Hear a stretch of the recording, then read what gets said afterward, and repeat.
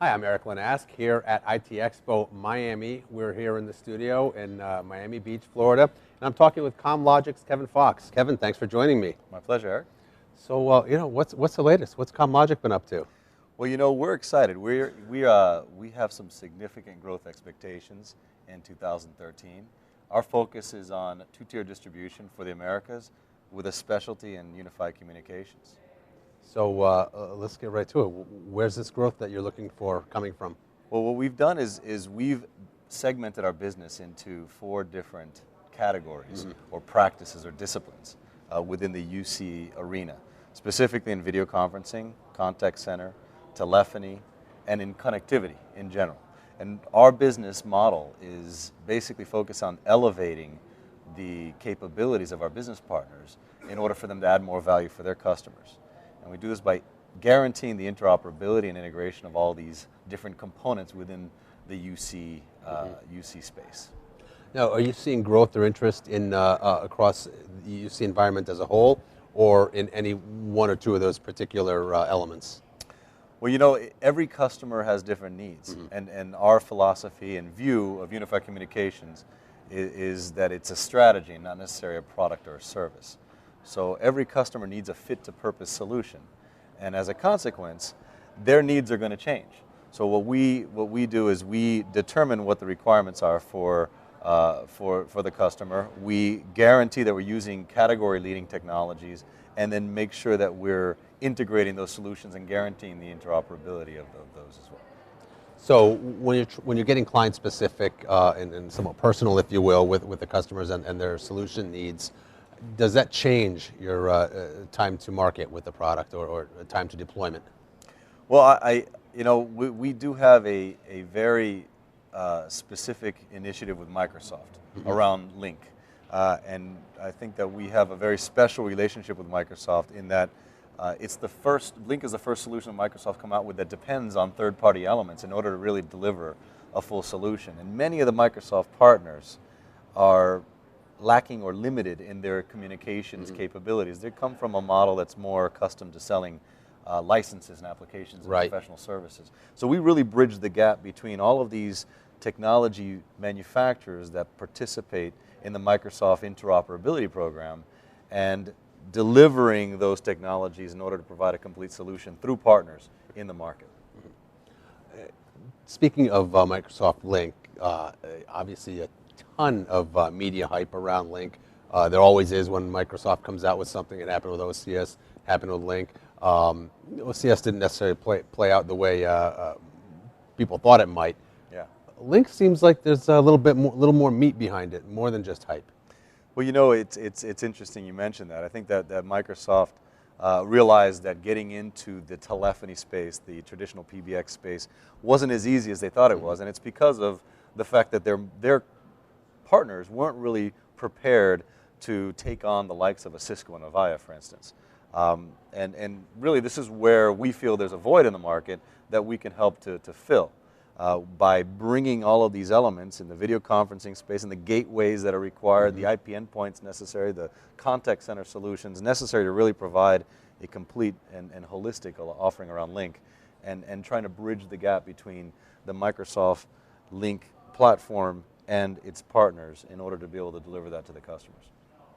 There are obviously some challenges involved with having to bring together so many different pieces of the UC puzzle. Like you mentioned, from the networking to the gateways to the UC platforms. How do you overcome those challenges? Well, I mean, and that's the secret sauce, really. That's the reason why we're in business. Is we've invested in having significant expertise, capabilities, resources that are certified in all these different disciplines. And this is the value that we bring to our customers and to companies like Microsoft and various other vendors that we do business with that are part of the interoperability program, including companies like Audio Codes and LifeSize and Net and Sonus and Polycom and Snome and various others that really are looking for an organization like CommLogik to really help bridge the gap between their technology offering, which is a component of a UC solution, and being able to guarantee that it's integrated and guaranteeing the interoperability with the other elements that provide a complete solution. Link is is a core element of many of these UC offerings and an important practice of ours. So how does a distributor like yourselves deal with potential situations where you've got competitive vendors and you're dealing with both vendors that are by nature competitive in the rest of the market, but you're trying to sell both of them?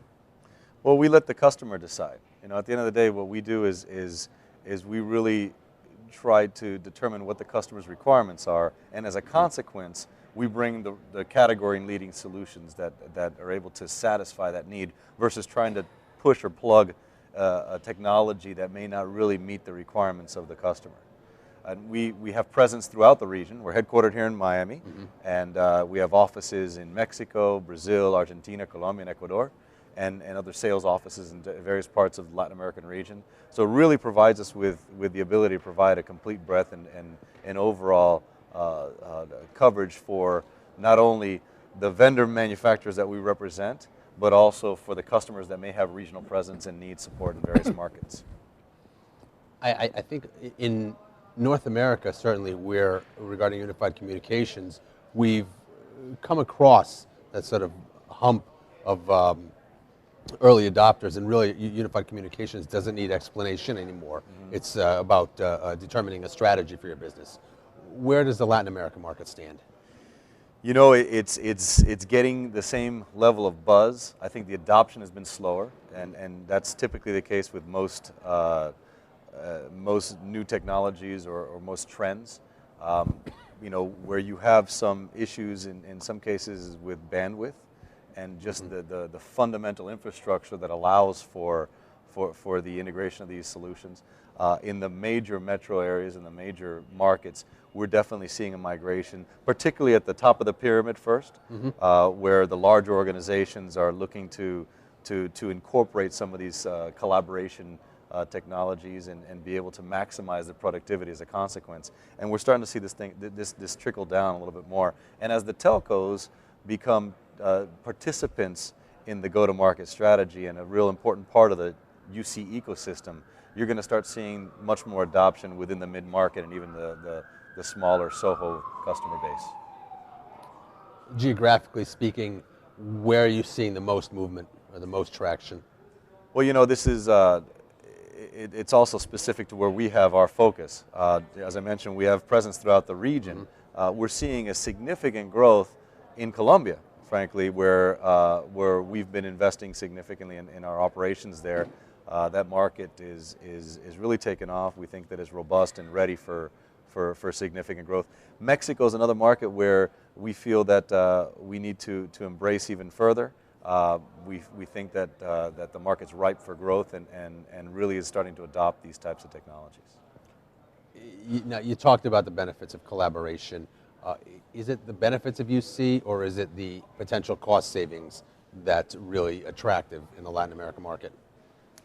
It's a great question. I think it's a mixture of both, depending on the customer and their business processes really dictate the UC adoption. The cost savings is typically a driver in being able to kind of accelerate the exception and the acquisition of the technology. But the acceleration of business processes, maximizing productivity, reducing the cost of travel in many cases, because these are vast geographic, expansive, markets, really is a driving factor as far as cost is concerned. But what we're finding is that the reduction or the maximization of productivity is really, the key factor and driver. Excellent. Well, Kevin, appreciate you spending some time with us here today. Have a great show here at ITEXPO Miami. Enjoy Miami Beach. You bet. Thank you. Okay. Take care.